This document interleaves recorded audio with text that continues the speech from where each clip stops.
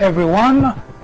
Welcome to the Fourth Branch program, the place for common sense. I'm glad you're here. This is segment 3, the last segment for this program for the day. And this is part 2 of Saving America. Now, we have been talking about this, of course, since part 1. In part 1, we show you that the country is going through, what has been going through a period of crisis for over 2 years now. It's been 2 tumultuous years of what the country has been under. For the first 2 years of Donald Trump administration, the country, Democrat, Independent, and also even some Republicans who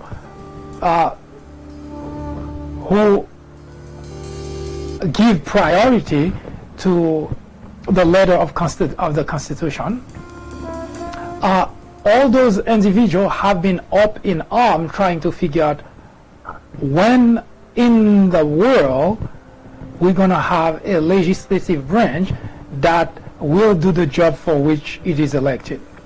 Now, to the Republican constituent, they didn't care, because as far as they were concerned, they were fine with the fact that Republican legislators didn't do the job, and to those Republicans who support Donald Trump, it didn't matter, because the Constitution doesn't matter, rule of law doesn't matter, as long as the Republican legislator, which at that time controlled both houses, the Congress and the Senate, as far as the Republican constituents were concerned, who cares about the Constitution?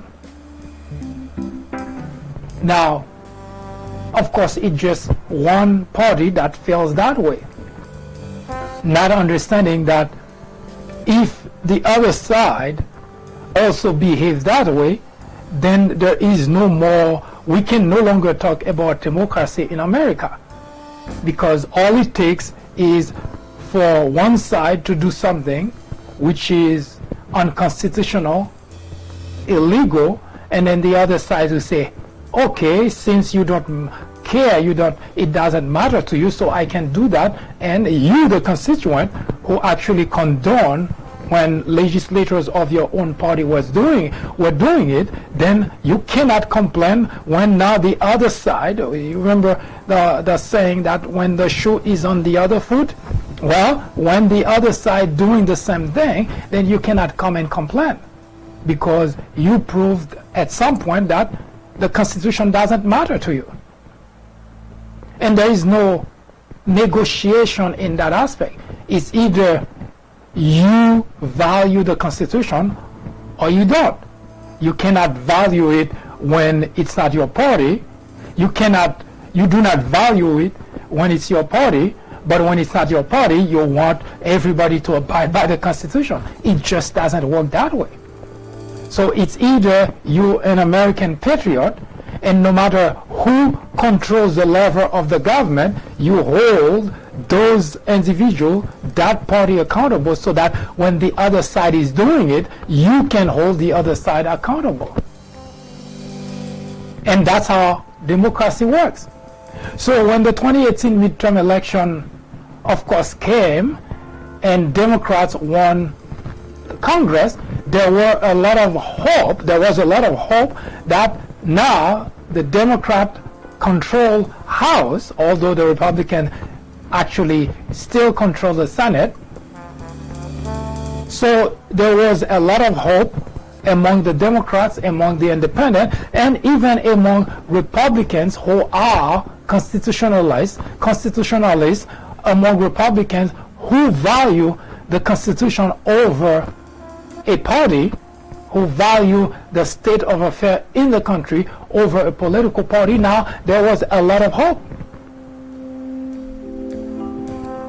But today what we're watching is, it just doesn't matter, because Republicans were not holding Donald Trump accountable In other words, did not exercise oversight on the executive branch because, well, they just didn't care.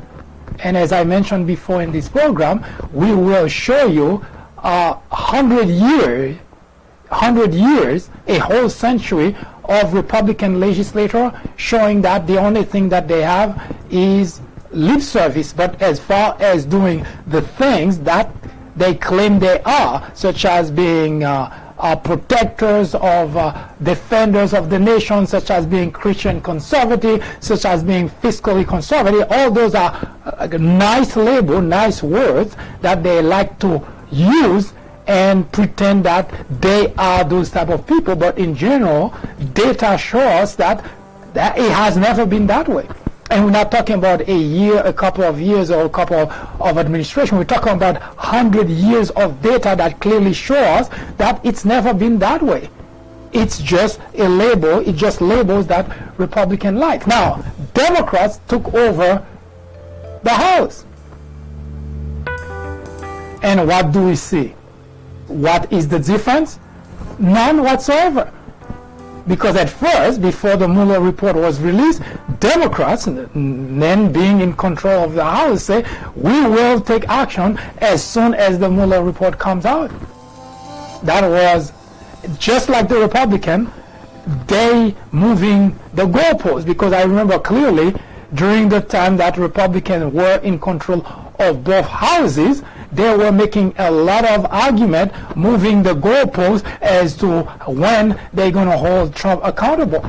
Republicans, legislature after Republican legislature, go to different network and talk about at which point they will hold Trump accountable. And as we saw, for 2 years, they never did. Now, Democrats pretended that they too wanted to hold Trump accountable. So what they waited for was the Mueller report. And the Mueller report came out, and there is no ambiguity that the Mueller report clearly provides ammunition, provide information, and provide evidence that the Trump administration in general and Trump in particular has obstructed justice. There are at least 10 occurrences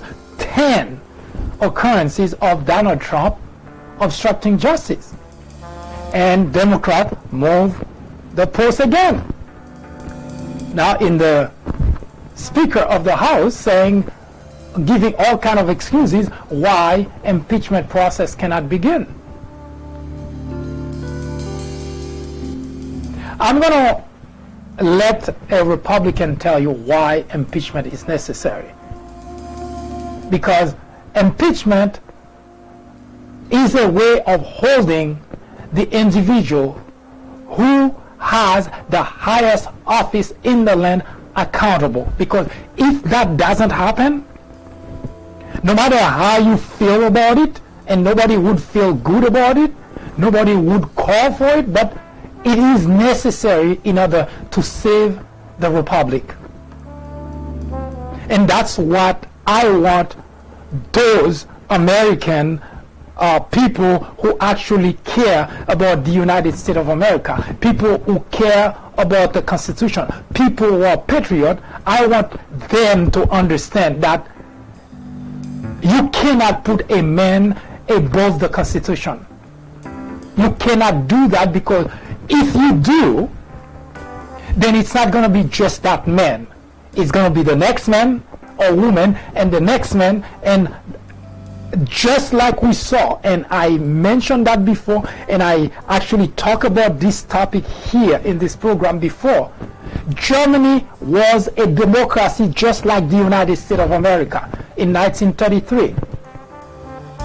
When Adolf Hitler was appointed Chancellor of Germany, and people have this thing in their mind that they think that Germany, Adolf Hitler became a dictator, and well, that's why we had what we had in terms of the Second World War. It didn't happen that way. Adolf Hitler was legitimately appointed Chancellor of Germany, and for 18 months, he was appointed in January 30th, 1933. And for 18 months, he worked his way toward destroying all the foundation of democracy, removing all the guardrail of democracy, in order for him to have enough power to do what he had in mind. So he did start out as a dictator. Of course, he had dictator inclination, but he stayed within the boundaries of democracy in Germany for 18 months.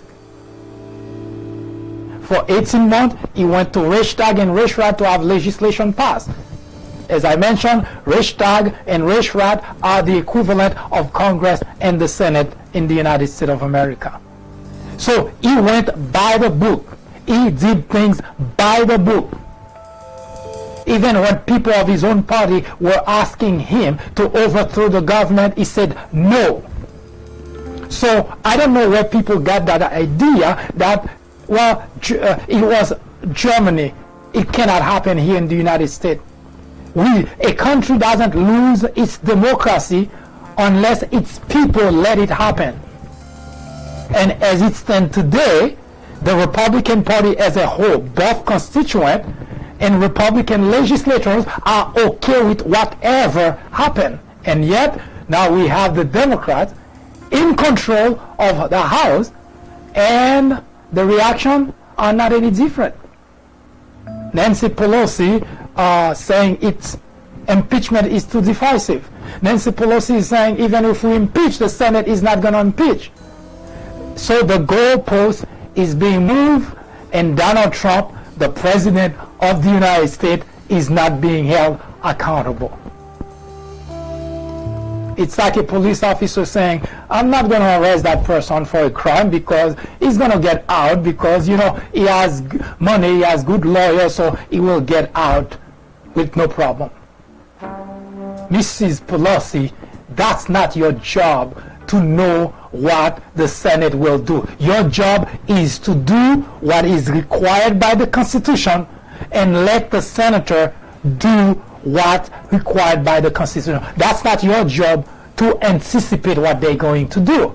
Your job is to do what is required by the Constitution, which is to hold the President of the United States accountable because he has violated the oath of office. Now listen to Lindsey Graham making a case to impeach Bill Clinton, and listen to what he says about the impeachment process when we come back.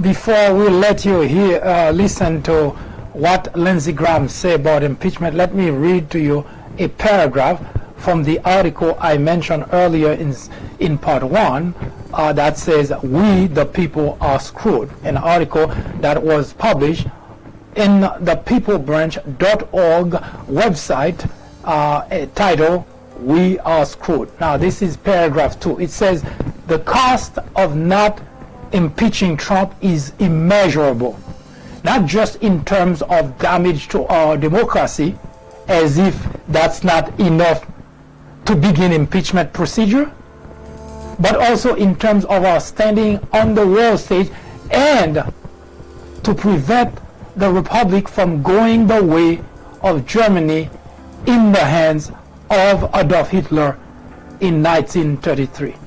Now listen to what Lindsey Graham say about the reason to impeach a president. So the point I'm trying to make is you don't even have to be convicted of a crime. to lose your job in this constitutional republic if this body determines that your conduct as a public official is clearly out of bounds in your role. Because impeachment is not about punishment. Impeachment is about cleansing the office. Impeachment is about restoring honor and integrity to the office. That's Lindsey Graham. He is a Republican. At that time, in 1998, he was trying to make up a case to impeach Bill Clinton for having an affair with an intern. If you want to call it a problem, it was far less than what we currently experiencing in the United States of America. Far less, and yet we're making excuses for not holding. The President of the United States has to live a life that can be used as a model to point to, that can be used so that we can point to our children, to our grandchildren. We would like you to be like this individual. How many people today in the Republican Party can point to Donald Trump as a role model for your children or your grandchildren? How many can do that? How many would do that? Would use Donald Trump and say, I would like you to become just like Donald Trump?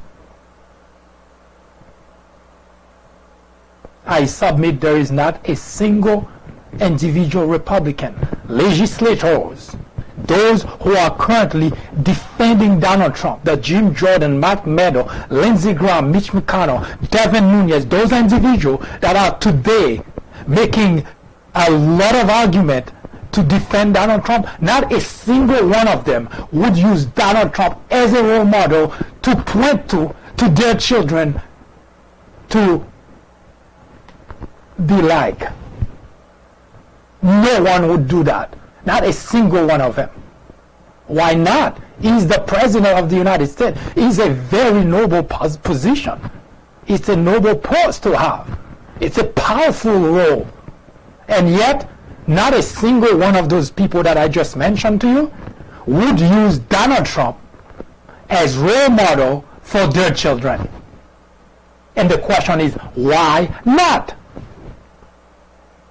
Because he is not fit to be President of the United States. He doesn't fit the role of a president. He doesn't live like a president. He doesn't speak like a president. He doesn't act like a president. As such, all of those Republicans that are coming with all kind of explanation for him would not use him as a role model for their children. And the question is, why not? If he's that good, if he's that great, if he's doing such a great job, why not use him as a role model for your children? Why not tell your children that this is exactly the person I would like you to grow up to be like? Why not? I'll show you why not. Because you already found out why you would not want Donald Trump to use Donald Trump as a role model. A lot of people already done that. Listen to what Mitt Romney has to say. Isn't he a huge business success? Doesn't he know what he's talking about? No, he isn't. And no, he doesn't. A business genius, he is not. Mr. Trump's bombast is already alarming our allies. Let ISIS take out Assad, he said, and then we can pick up the remnants. This recklessness is recklessness in the extreme. Now, Donald Trump tells us that he is very, very smart. I'm afraid that when it comes to foreign policy, he is very, very not smart. Donald Trump lacks the temperament to be president. Donald Trump lacks the temperament to be president. Mitt Romney is not the first one or the only one who says that. And I'm going to show you another Republican who say exactly the same thing. We are not going to turn over the conservative movement to a con artist who is telling people one thing but has spent 40 years sticking it to working Americans and now claims to be their champion. We are not going to turn over the conservative movement to a con artist who is telling people one thing but has spent 40 years sticking it to working Americans and now claims to be their champion. What if hip-hop never existed? Do you think there'd be as many heads screaming out, stop snitching? What if Adam and Eve ain't eat the fruit? You think we'd be able to see the truth? Now, Marco Rubio, during the 2016 debate, he clearly pointed out to the fact that it is recognized that Donald Trump is a con artist. He's a fraud. He has defrauded people, both businesses and individuals. You may recall in his first month in office, he was sued for defrauding people out of this scheme called Trump University. Of course, the court ruled against him, and everybody got their money back. Donald Trump is a fraud. And as I mentioned before, and I'll mention it again, there is not a single Republican legislator who today spend their time defending Trump, including people in the news at Fox. Yesterday, I watched Lou Dobb doing the bidding for Donald Trump, echoing a tweet that was clearly a doctored video of Nancy Pelosi. And you watch Fox doing the same thing, not a single one of those individuals. I dare you to find any one of those individuals that's spending so much time defending Donald Trump and ask them, would you use Donald Trump as a role model for your children or your grandchildren? Ask them that question and wait for their answers. They'll give you all kind of rationale except telling you, yes, they would do that. So why not? Anyone would want his or her children to be just like the President of the United States, because that's a very, very noble post to have. And yet, I guarantee you, any logical, ethical, morally bound individual would never tell you, that's including all the Republicans that are defending Donald Trump, would never tell you they would use Donald Trump, the President of the United States, as role model for their children. So we do need to save America from that individual. This is not a joke, because it's one thing for you to be talking all kind of nonsense, but if you cannot get yourself to the point of saying, yes, that individual, I like him, he's doing a great job, and I would like my kid to be just like him. You cannot do that. You know that you cannot do that, because this is a con artist, a fraud, an individual you would never want your children to emulate. And yet, you're okay with having somebody like that as President of the United States. Let's listen to somebody else, another Republican, and notice that we're only listening to Republican because obviously if I show you Democrat saying it, you have a fit. It's a damn libtard. And that's what I've been called by you and many others who feel that holding Donald Trump accountable is not part of the equation. Let him do whatever he wants. But no, that cannot be. In a system of democracy, we have a constitution that provides us the tool to hold the President of the United States accountable. And that's what we are looking for.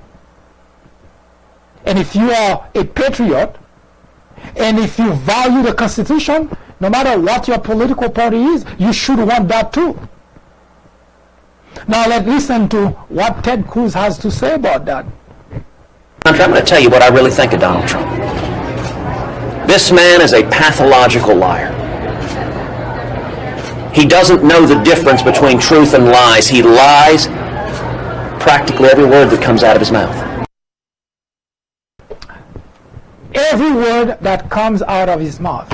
The President of the United States lies. He just cannot not lie. I mentioned this before in this program. My rule of thumb, if Donald Trump says something, it actually gives me, make it easy for me to know what's not true. Because my rule of thumb, coming from Donald Trump, it is false. You can pretty much bet your life on that. So as you just heard Ted Cruz mentioning to you that the man cannot not lie. That's how he started his campaign for the presidency, by lying about everything, and he has never stopped. Now let's take a listen again at Lindsey Graham, who also has something to say about Donald Trump. I'm not going to try to get into the mind of Donald Trump because I don't think there's a whole lot of space there. I think he's a kook. I think he's crazy. I think he's unfit for office. What you heard from everyone, all of them Republicans, you heard one thing. That person we're talking about is unfit for office, for the office of the presidency. Now you can talk all you want about the economy, you can talk all you want about anything that you use for rationale to defend Donald Trump. Because it so happened that the idea of Christianity, family values, all those nonsense that Republicans always claim to have, yes, they are nonsense, because it so happened we're witnessing all of them dancing around to defend an individual who is literally the image of the devil. He lies as much, if it's not more than the devil. The Bible tells us that the devil is a liar, and Donald Trump cannot not lie. Yesterday at a meeting that he was supposed to have with the Democrat Nancy Pelosi and Chuck Schumer, he left the room and came out, and again he lied about what just happened. It's impossible for Donald Trump not to lie. It's almost as if it's the air that he breathes. If he doesn't lie, he will stop living. This is the person who is the President of the United States.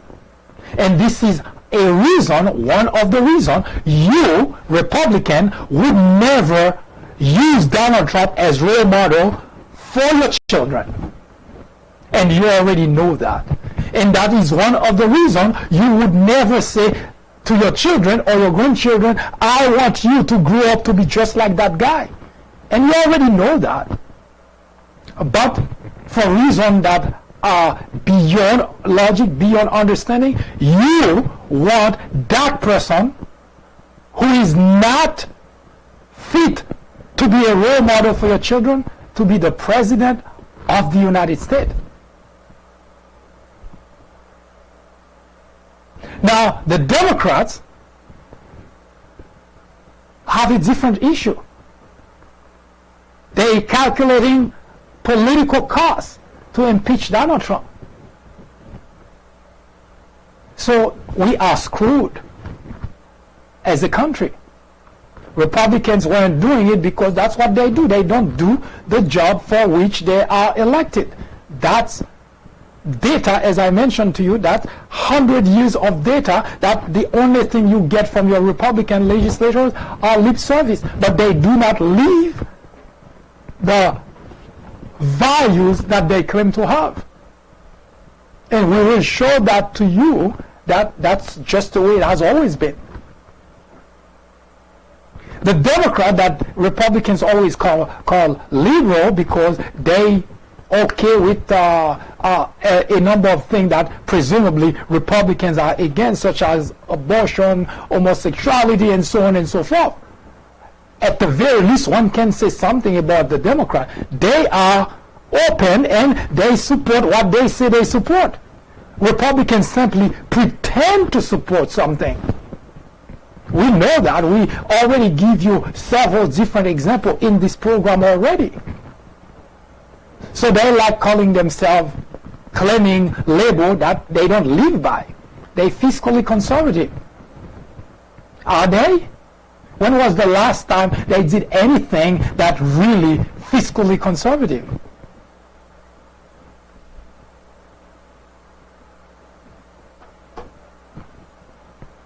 Take any Republican administration 70 years back. I'm not sending you to 100 years back. That's our job here. And see whether that applies. They Christian. That's why they so much wanted Bill Clinton to be impeached, because he was a disgrace to the Oval Office. That was when a Democrat was in the Oval Office. And suddenly, Christianity out of the window, and Donald Trump is doing much, much, much worse.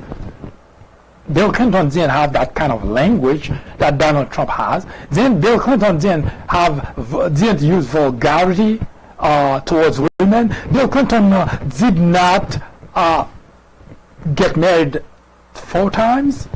All the things that Christians presumably don't want. So the idea that that Republicans are trying to press that they have those core values, we know those are in words only. At least Democrats live by what they say. So you can disagree with where they stand. That's perfectly okay. But don't pretend to be, because we know that's not the case. So we are screwed. For the first 2 years of the Trump administration, the country had watched in dismay a GOP-controlled legislative branch, both houses, relinquish their legislative duties. They didn't even bother to pretend trying to hold the executive branch accountable for its action. The Democrats were powerless. And in the face of overt disregard for the rule of law by the president and the shredding of our Constitution, Republican legislators, including the chairs of investigative committees, have instead allied with the executive branch to continue to erode our democracy. Devin Nunes was caught collaborating with Trump's legal team, passing information he collected as chair of the House Intelligence Committee. GOP pundits like to refer to those type of behavior as politics. They are not. And the long-term impact to our country cannot be overstated.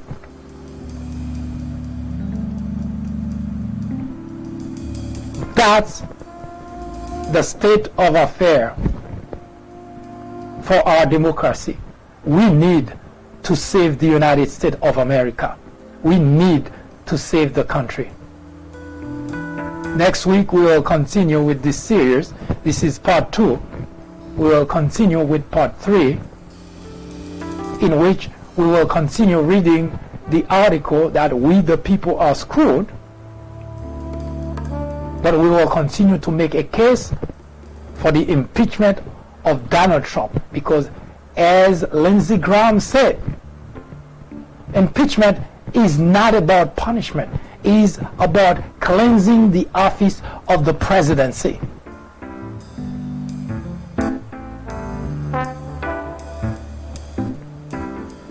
Tomorrow at 10:30 a.m. we will have a full program in which we will talk about the war on blacks. Yes, the war on blacks, the justice system has been waging a war on blacks, and that has not tapered. And the casualties continue to mount. So join me tomorrow at 10:30 a.m. when we continue that conversation about the social issues in this country. As we already said in this program, we will not just tell you about those things for the sake of telling you, but we also take a position and say what the solution ought to be. Now, that's not the only solution, and that may not be the best solution, but at least we provide one. Because this is not just talk for the sake of talking. The fourth branch is here to perfect the union by removing what's eating the country, what's eroding our democracy. And our Constitution is being trampled. The office of the presidency has been debased by the current occupant.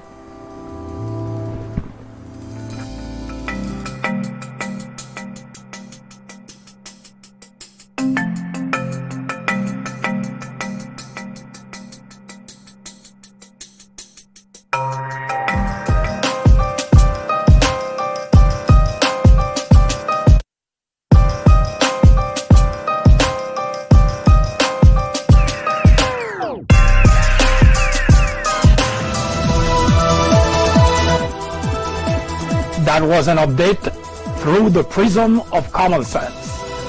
Join us again tomorrow at 10:30 a.m. for a full presentation. I am MD, host of the Fourth Branch program, The Place for Common Sense. Send us comments, criticism, suggestion, or simply let us know how we're doing. Thank you for watching. Have a wonderful afternoon. See you next time.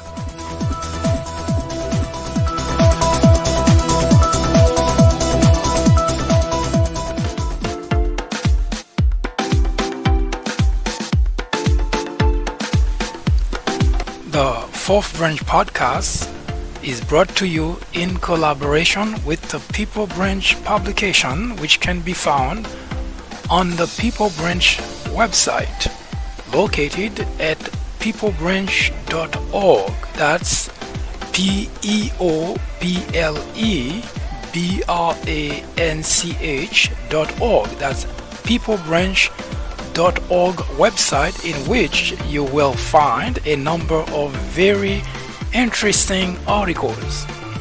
My name is Mike Duchesne, MD for short.